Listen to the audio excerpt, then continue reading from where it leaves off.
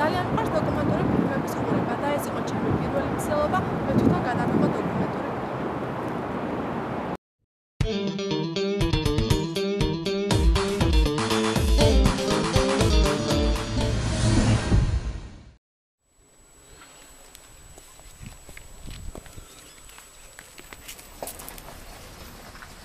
მე ვარ გიული ვენია სასული ბუხრაშვილი. ვარ 62 წლის. ცხოვრობ ფაზისობაში. მას პატარა მეურნეობა. დავიბადე ჭიათურაში, სოფელი ზედარგანი. არდადეგებზე ყოველთვის დავდიოდით ხოლმე სოფელში. ბებიას ყავდა ძროხები, რა თქმა უნდა, ვეხმარებოდით. მომწყებს ვაშიდაც ვეხმარებოდით და საქონლის მოვლაშიდაც. თუ კარგად მოვიქცეოდით, ბებია მოგვაწველინებდა ხოლმე ძროხას. ხშირად მაწველინებდა ხოლმე ბებია და ვისწავლე და მივეჩვიე. თუმცა მე ძალიან მიყვარს ეს საქმიანობა. ასე რომ ნაძალადევი და ის დაძალებული საქმე არ არის. მე სკოლა დავამთავრე. მე 68 წელში ჩავაბარე უნივერსიტეტში, დავამთავრე ფილოლოგიის ფაკულტეტი. ჯერ მუშაობდი სუსტად მხედრულ ბავშვთა სკოლა-ინტერნატში 13 წელი. მერე გადმოვედი მე-40 საშუალო სკოლაში. აქ რომ გადმოვედით და ბინა მივიღეთ, გავიხედეთ, გამოვიხედეთ, იყო შესანიშნავი მეურნეობა, ხილის ბაღები. მინდვრები და მოდიოდა შესანიშნავი ბალახი, ისეთი ბალახი მოდიოდა, რომ ვერ გაივლიდი. მომივიდა თავში აზრად, რომ სულ მინდოდა ყოლოდა ძროხა, მაგრამ მაშინ სხვანაირი ცხოვრება იყო. მერე ცოტა რომ გაჭირდა ცხოვრება, გადავწყვეტ ერთ ძროხის ყიდვა და ვიყიდე ერთი ძროხა. გამრავლდა თანდათან და ასე მოვიყვანე აქამდე ეს ჩემი მეურნეობა. მეურნეობაში ამის იყო ის, რომ ჩემ შვილებს ჰქონოდა ნატურალური ყველაფერი. ნატურალური რძის პროდუქტები, ხორცი, კვერცხი, ბოსტნეულიც აქ მოყავს და ყველაფერი. აქ ყველაზე კარგად მოდის ნიორი, ხახვი, პამიდორი. ერთი სიმიც კი ვთესავთ, მაგრამ აგვისტოს სიცხეს სიმიდი ვერ უძლებს. თუ წვიმიანი ამიდია და გაუმართლა, მაშინ მოდის. თორე და ისე არ მოდის. სიმიდი უფრო კარგი ლობიო არ. ლობიო არც მოდის და არც ვარგა, აქაური ლობიო არ ვარგა. დანარჩენი ყველაფერი. მე წელს ისეთი პამიდორი მქონდა, სულ ვარდისფერი პამიდორები 2-2 ვედრას ვკრივავდი ყოველ მეორე დღეს, დიდ ვედროები. ქათმებიც სხვათა შორის. სოფელში ქათამს ვერ ზრდიან, იმიტომ რომ ქორია და აქ ქორი არ არის. და სხვათა შორის ქათამიც კარგად იზრდება, იმიტომ რომ კლიმატური პირობებია ძალიან კარგი. იმერეთში ნესტი და წვიმა და ის ომიცის არ იზრდება წიწილი და აქ თუ გამოჩეკა, რამდენსაც გამოჩეკავს, იმდენი იზრდება. ეხლა აგვისტოს სიცხე მაგალითად წერს 40 გრადუსამდე იყოს სიცხე. ეს საქონელი რომ ბოსელში შერეკო, ის იმ ცოცხალი აღარ გადარჩებია. ამიტომ რამდენიმე ძროხას დავტოვებდით ხომ ახალი ხპო რომელსაც ყავდა მოგებული. ხო და დანარჩენებს ყველა შემოვრეკავდით აქ. და არიან აქ და აქვე ვწველით და მე აქედან უშვით. აი ეს საქონელი ბალახობს ამ მიმართულებით. ზღვამდე, სადაც უნდა, როგორც უნდა, რამდენხანსაც უნდა. 20 წელია მე-40 სკოლაში მუშაობ. ბავშვობაში ნამდვილად ოცნებობდი მასწავლებლობაზე და 3 წლის განმავლობაში ვაბარებდი უნივერსიტეტში და თითო კულა მაკლდებოდა ყოველ წელს. მეუბნებოდა დედაჩემი დაანებეთ არის, არ გინდა მიწვალობს სხვაგანს მოსიდო და არა მაინც უნდა ჩამოვარდნეს ფილოლოგიის ფაკულტეტზე და ნამდვილად ამის უნდა ოცნება. ხომ ამბობენ თვითონ ექიმი საუკეთესოა, ნამდვილად ექიმობაც კარგი პროფესია, მაგრამ ერმა უყურასულ ავადმყოფს და მოსწავლეები ისეთი საყვარლები არიან, ისეთი საინტერესო არის ბავშვებთან მუშაობა, რომ დიდ სიამოვნებას და სიამაყეს მგურის მათთან მუშაობა.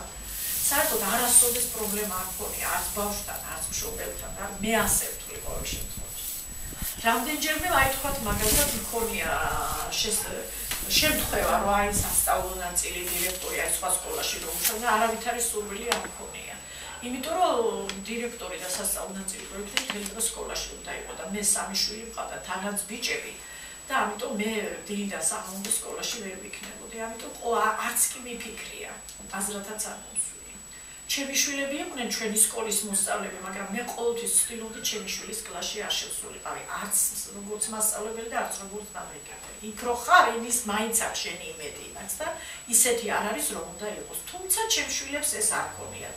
მე ყოველთვის ვეუბნებოდი რომ თქვენ ორ მაგად მართებს პატივისცემა ჩემი ამხანაგების. ერთი როგორც ჩემი მასწავლებელი, მეორე როგორც ჩემი ამხანაგი. ჩემი თანაკლასელი, თან ჩემი მეზობელი იყო ცირა კუპატაძე და მე ვარ კლასელები, თან მეზობლები ჭიათურაში და ჩემი მეუღლე იყო იმის ნათესავი და დაბადების დღეზე გავიცანი ჩემი მეუღლე ივასთან. აქედან დაიწყო ჩვენი ურთიერთობა და მეგობრობა. 2 წლის ნაცნობობის შემდეგ შევიდით ოჯახი. და რისგან დაიღუპა თქვენი მეუღლე? სიმსივნე ჰქონდა.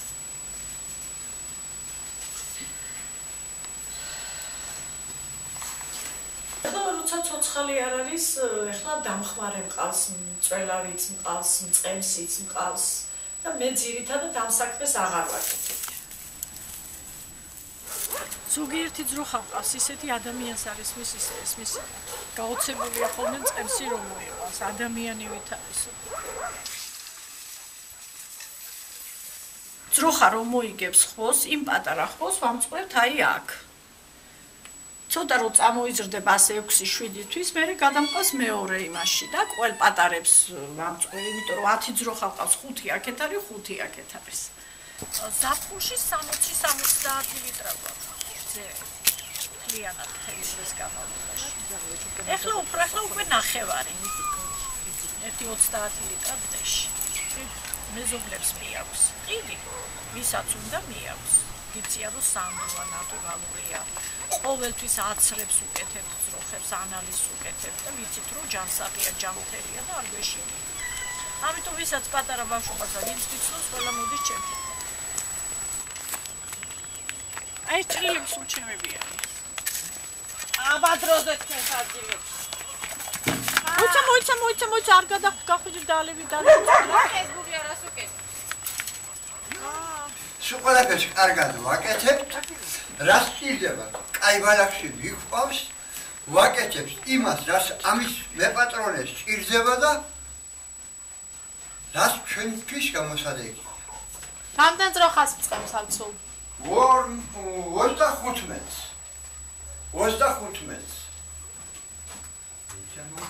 ეს ახალი მწყემსი არის. წაიყვანა ძროხები წყალზე. ხო და აქედან წყალს რო არ ასმევდა წყალს, საქონელი აეპარა აქედან და წავიდნენ იქეთ. და 4 ძროხა არ ყავდა ამ კაცს. დაათვალა 4 აგნია. ეს ამ საქონელმა 9-მთა გადაიარა, იქით იყვნენ პოპული რომ არის მაღაზია, იგძოვდნენ. ხო და გადაურეკე ამ მეზობლებს ყველა მოვიდნენ მანქანით გავიქეცით და სულ ქვემოთ სვანების ბაზრობას რო ეძახიან მარკეტინგში, იქ ყავდა ეს საქონელი და საწყალი კაცი იდგა და მოკლედ თავში იცემდა ხელს 4 ძროხა დავკარგეო. მერე ის 4 ძროხა იპოვა მეზობელმა დაინახა რომ ჩვენი რო იყო და გადმოგვირეკეთ. ამას ლამაზა ქვია, ამას ქრისტინა და კვიცინას ეძახის ჯონი. იმას თეთრა ქვია, იმას წაბლა ქვია, იმას მანანა, იმას ვარდია.